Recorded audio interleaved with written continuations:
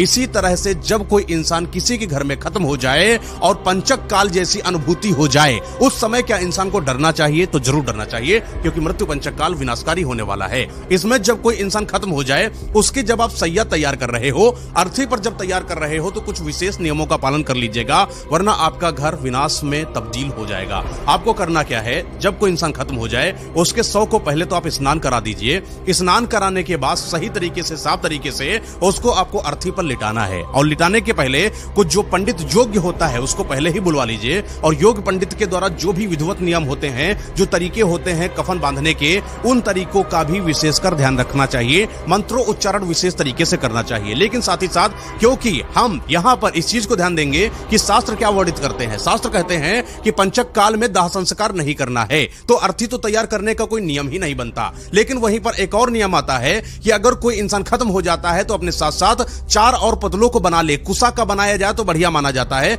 4 कुसा के पुतले बनाए जाते हैं, जहां पर लाश रखी जाती है। लाश के 2 पुतले एक किनारे पर और 2 पुतले एक किनारे पर रखे जाते हैं, और दोनों पुतलों को मंत्रों उच्चारित करा जाता है। विधिवत मंत्रों के साथ उनको संजोया जाता है, जो कि शुद्ध योग्य पंडित ही कर सकता है। साथ ही साथ उसमें आपको सोना भी अर्पित करना होता है, और भी ऐसी चीज जिनका प्रण लेना होता है, जिनको दान के रूप में आपको निकालना होता है, पिंडदान के रूप में आपको निकालना होता है। आगे 13वीं तक आपको इन सारी चीजों का ध्यान रखना होता है।